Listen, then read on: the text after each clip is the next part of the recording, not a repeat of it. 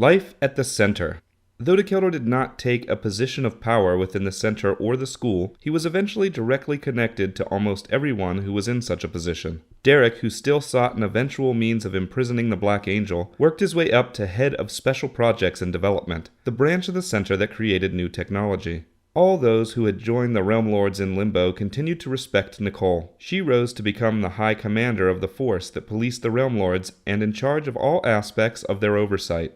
Darkfire, who worked to bridge the gap of trust between himself and Dacheldor over the years, brought him in on major decisions with all the new headmasters. Michael Titan, the only person in a position of power not directly interacting with Dacheldor in other ways, was head of the center and thus Dacheldor's boss. As such, Dacheldor had a reputation among the other squad leaders as the person who could get things done when the superiors were not talking to each other.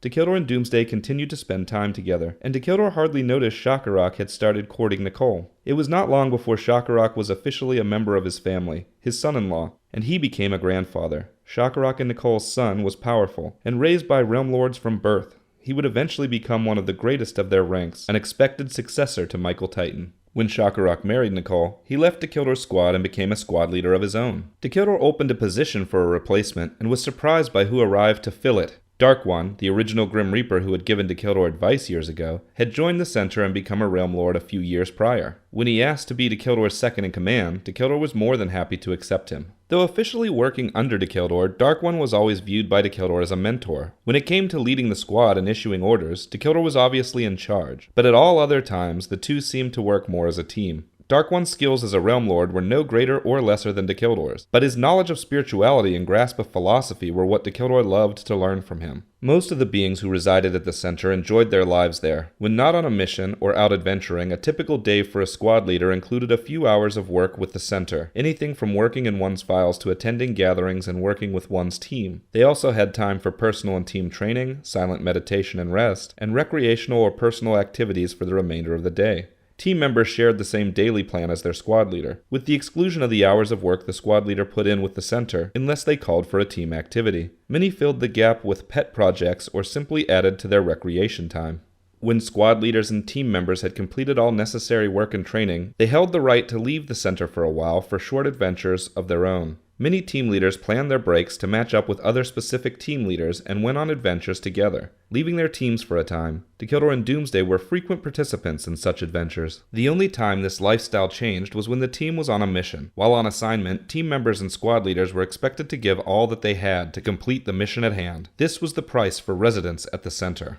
Headmasters, instructors, Special Projects Division, and the police force worked somewhat differently. They basically lived their work, day in and day out, but their positions were always held by those who wanted to live that lifestyle. The police force prided themselves on being the best of the best. The Special Projects Division delighted in the creation and use of new technology, and the instructors and headmasters enjoyed the art of teaching and the research opportunities afforded them.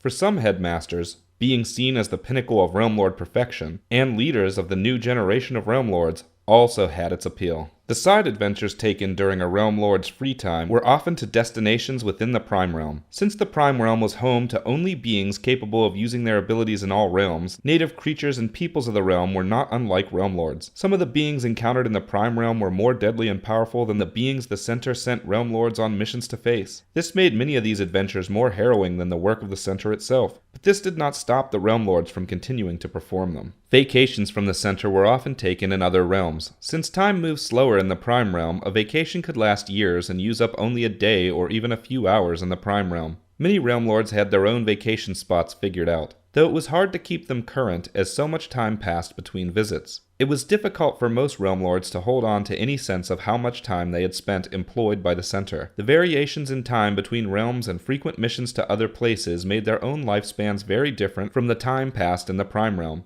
Some missions took a few days, and some took years, yet neither made a difference when determining the length of time passed in the Prime Realm. All Dacheldor knew was that he spent more time as a squad leader for the center than he had as a member of the Limbo Imperial military. This gave him a strong sense of duty to the center. It also helped him to let go of his past, which had long been manipulated by Bylon.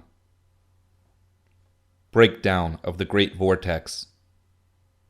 Communication between realms was not a simple thing. It was something the Special Projects and Development Group was constantly working to improve. Still, from the Prime Realm, Technology could be used to view and monitor other realms through the vortex at the base of the realm. One day, the center's ability to view and monitor other realms shut off without warning. The technology was inspected and inspected again, and it was proven the issue was not with the technology. A team was selected to enter the vortex and see if anything could be causing the issue there. This team included Dacheldor and those few other realm lords with an abundance of spiritual power. Only they could survive for long periods of time within the vortex. When they entered, they detected a disturbance in the flow of the vortex's energy.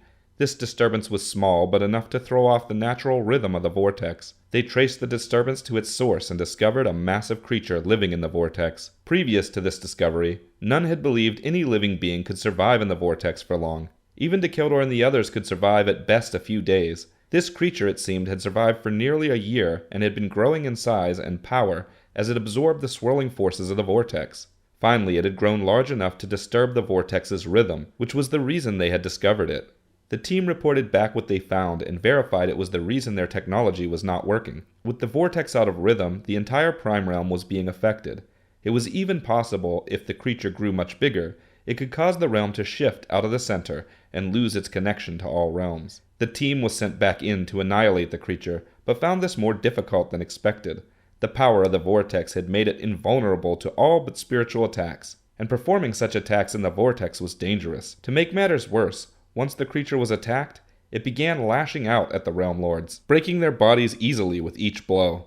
Several Realm Lords were lost forever.